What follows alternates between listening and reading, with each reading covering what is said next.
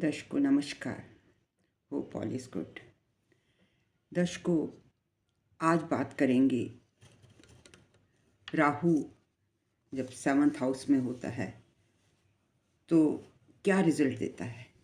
क्या ये शादी खराब करता है, अच्छा इफेक्ट देता है, और अगर देता है खराब या अच्छा तो कब और कैसे। देखिए, भावार्थ रत्नाकर, उनका एक नियम है, क्लासिक में एक नियम दिया गया है कि जब राहु 7वें घर में हो तो 2 शादियां देते हैं। शनि 7वें घर में हो या दूसरे घर में हो 2 शादियां देते हैं। लेकिन कब? अगर राहु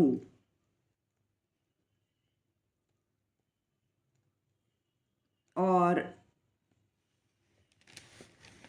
सैटर्न सेकंड हाउस में जो बैठे हैं या राहु 7वें में बैठे हैं, वो if they are aspected by malefics, specially Rahu अगर 7वें में घर में बैठा है and is aspected by malefic planet, in that case it spoils marriage. लेकिन अगर Rahu in own and with benefics or aspected by benefic, तो ये it is not harmful, it is harmless. Rather, if Rahu with benefics, it will give good results in 7th house. This is the rule in classic. So let us understand it with the help of 2 examples. I have 2 horoscopes where Rahu is sitting in 7th house, but in one case, first case A, there are 2 horoscopes A and B. I'll show you right now. तो A में जहाँ पर राहु के ऊपर aspect है benefic का, तो Rahu could not give any harmful effect, but in the marriage where Rahu is aspected by malefic, वहाँ पर शादी स्पॉइल हो गई। तो आइए देखते हैं कैसे। यहाँ पर ये हॉरोस्कोप है, राइट? और जुपिटर और केतु बैठे हैं फर्स्ट हाउस में and Rahu is in 7th house, 6 राशि में, जो कि राहु के लिए एक अच्छी राशि मानी जाती है। तो यहाँ आप देखेंगे Rahu did not do any damage, दो Rahu is in 7th from लग्न। अब आप देखिए यहाँ पर राहु अगर हम देखते हैं तो लग्न से 7th है और चंद्रमा से 2nd है, बट मैरिज को कोई हार्म नहीं हुआ इस लेडी के। क्यों? क्योंकि it is aspected bye Jupiter. यहाँ पर जुपिटर लग्न से, जो कि एक डिवाइन प्लैनेट है, राहु को एस्पेक्ट कर रहे हैं 7वें घर में। So Rahu in the 2nd from moon and from Lagna could not do any harm to the marriage. because it is aspected by Jupiter. तो यहाँ पर लग्न लॉर्ड अपने घर में हैं, इसलिए giving strength to the horoscope, मतलब ये हॉरोस्कोप स्ट्रॉन्ग हो गया, एस्पेक्टेड बाय जुपिटर। राहु की पोजीशन 6th राशि में विर्गो में अच्छी मानी जाती है, और यहाँ बिकॉज राहु इज स्ट्रॉन्ग मतलब इसको एक डिवाइन ब्लेसिंग मिल गई, तो इस वजह से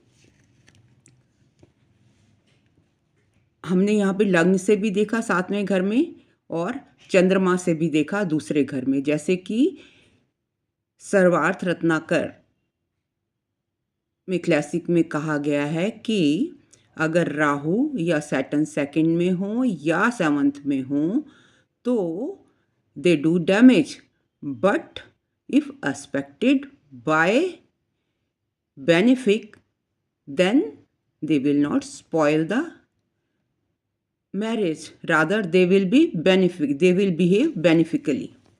तो ये देखिए यहाँ पर उस लेडी को कोई हार्म नहीं हुआ शादी में। अब दूसरी शादी देखते हैं।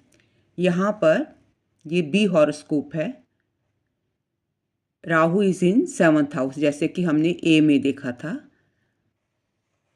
इन this horoscope lady lost her husband at early age. क्यों? क्योंकि यहाँ पर राहु को किसका इफेक्ट है? मंगल का। चौथे घर से मंगल चौथी दृष्टि से 7वें घर को देख रहे हैं, राइट? और केतु भी देख रहे हैं, लेकिन यहाँ पर कोई भी एस्पेक्ट किसी बेनिफिक का नहीं है। इस वजह से this lady lost her husband at an very early age. ऐसे में जब राहु 7th हाउस में हो या 2nd हाउस में हो तो 2 शादियां भी होती हैं, लेकिन कब? जब उनके ऊपर बेनिफिक एस्पेक्ट ना हो। In that case 2 marriages according to Bhavarth Ratnakar, Saturn in the 2nd gives 2 marriages and Rahu in the 7th gives 2 marriages, but कब होता है? Only it will happen when Rahu is afflicted by malefics. Rahu on its own or with benefics becomes harmless and may even give good results. तो दर्शकों, हमने देखा with the help of example कि राहु दोनों ही case में 7th house में था। First case में हमने मून से देखा 2nd हाउस में था, लग्न से देखा 7th हाउस में था। लेकिन फर्स्ट केस में being aspect of benefic Jupiter, जो कि एक डिवाइन, बहुत बड़ी डिवाइन ब्लेसिंग है, could not do any harm to the lady. But in 2nd case Rahu के ऊपर कोई भी बेनिफिक इफेक्ट नहीं था and it was aspected by Ketu from the Lagna and Mars basically from the 4th house. तो वहाँ पर क्योंकि बेनिफिक इफेक्ट नहीं था इन 2nd केस, तो द लेडी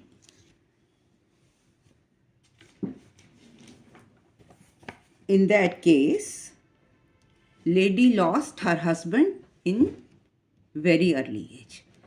तो दर्शकों, मेरा कहना है कि 2 marriages या राहु का जो बिहेवियर है 7वें घर में या शनि का 2nd हाउस में, वो आप आंख बंद करके प्रिडिक्ट मत कीजिए, क्योंकि जनरली लोग कहते हैं ओहो राहु 7th में है तो 2 शादियाँ देगा, ऐसा नहीं है।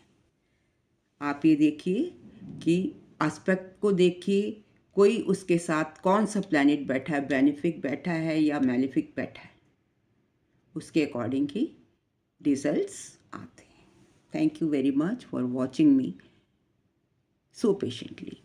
In case you like my video, like, comment and subscribe, and also for consultation contact me at snehkapoor1812@gmail.com. Thank you very much. हाँ, और दर्शकों एक चीज़ मैं और कहना चाहती हूँ कि इन केस आप ब्लैक मैजिक रेमेडीज़ या कोई रिचुअल करवाना चाहते हैं तो आप मुझे जीमेल एड्रेस पर कांटेक्ट कर सकते हैं।